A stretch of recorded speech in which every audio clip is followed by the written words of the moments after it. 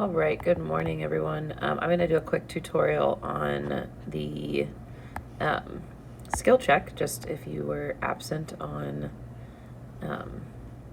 Friday when we did time in class here, or if you just didn't understand something that we went over. I want to make sure that you guys have a resource that you can access to get some guidance here. So your homework for tonight, over the weekend, is to complete the first skill check. So you can see that we already went ahead and filled in time period 1, sections 1 through 4 for you. So you're just going to be responsible for adding, your name here. And again, this will be done on paper for you guys, but for the video purpose, I'm just using Notability. Okay, so just kind of like what we're expecting from the skill check. As I had mentioned in some of my classes yesterday, is that one of the most vital parts of being successful in APUSH is doing your reading. And just reading is not going to suffice. So we want you guys to summarize what you are reading and then put it down into the skill check format. So for starters, and in 1.1, and usually how a time period would start is with a skill, and in this case, the skill is contextualization. So what contextualization is really kind of just giving like background, like what do you need to know about the time period, like to understand everything that ends up happening? What background information do you need to have? And then kind of give a summary. So for this first section, you are going to read starting on page 59. But even before I go over to the reading, I do want to bring your attention to this part of the skill check. So what you're going to do is you are going to basically be summarizing the reading in 2 SFI packed sentences. And you might be asking yourself, what is SFI? And SFI is specific, factual information. You will hear this term all the time in this class because this is basically just detail. What kind of details can you give to prove that you've learned the information? How detailed can you get? Can you be more thorough? You'll hear me say that all the time. Be more thorough, be more thorough. And the way to be more thorough in this class is adding SFI. So instead of saying that Europeans came to the New World, you want to be more specific. So you would want to add something like Native Americans living in pre-contact America were living in many different types of lifestyles when Europeans arrived from countries like Spain and Portugal. So you've added detail, you've added SFI. So for this first section, 1.1, you're going to go over to the reading, and you are going to read page 59 through here. And what you're doing is you're answering the learning objective. So explain the context for European encounters in the Americas from 1491 to 1607. And, that's going to be right here. You want to answer that question. Can you give context, background information, a summary of these couple of paragraphs? So, you're going to read through this. You're going to read through this, and you're going to read through the next page as well. And as you read through that, you will come up with 2 sentences to summarize that information. Okay, read through this.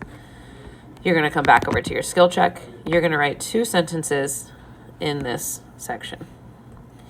So you will fill this in with 2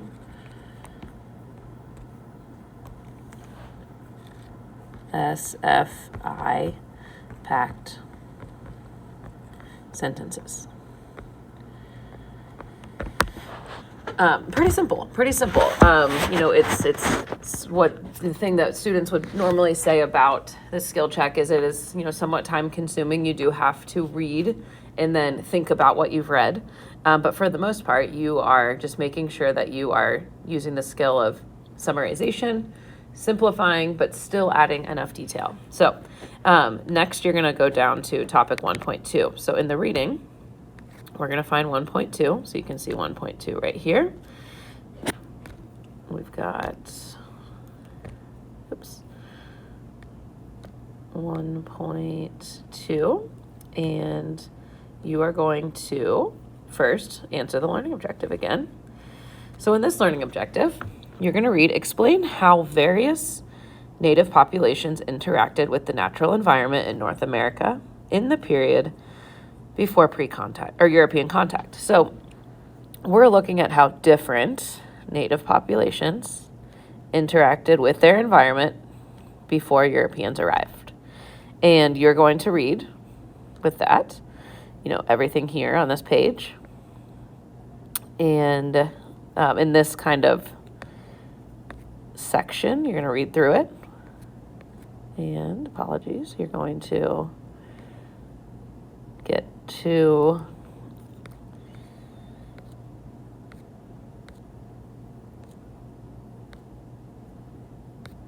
.3.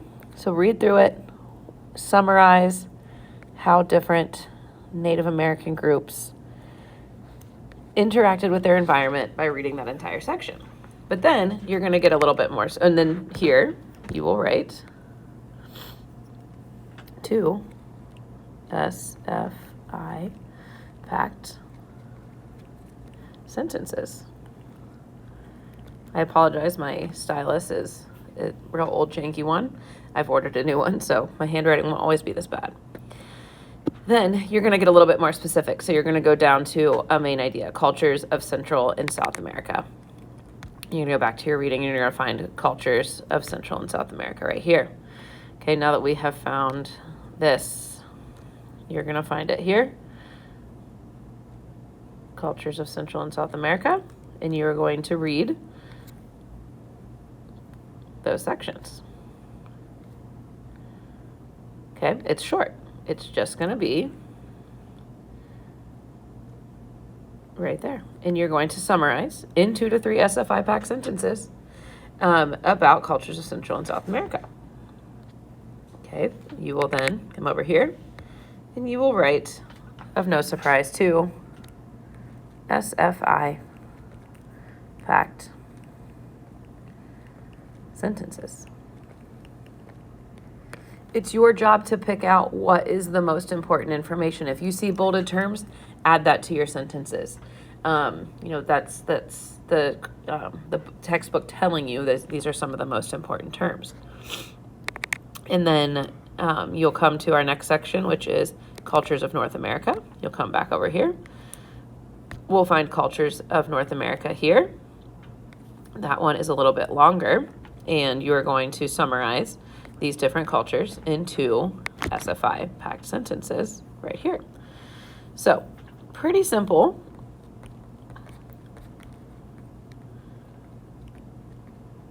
And you will do that for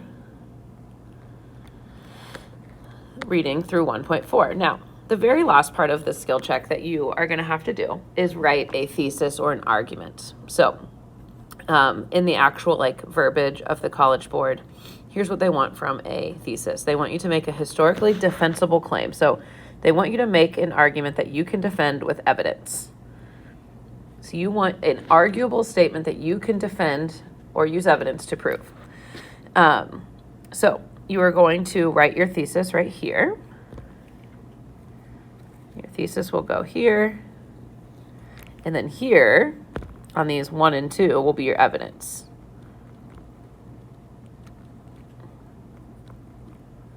Oops, sorry.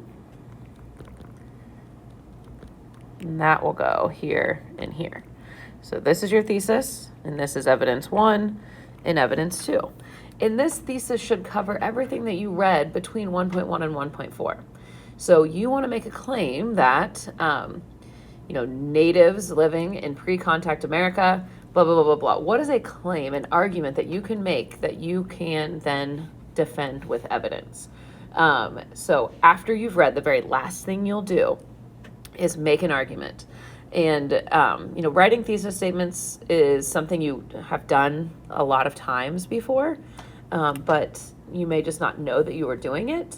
And this is something that we'll continue to improve upon, over the next couple of weeks, months, up through the AP test where we can write a good arguable thesis in our sleep. So, that is something, if you feel like you want me to check your thesis, I'll probably get on my school stuff on Sunday. If you want me to read a thesis, make sure you're on track.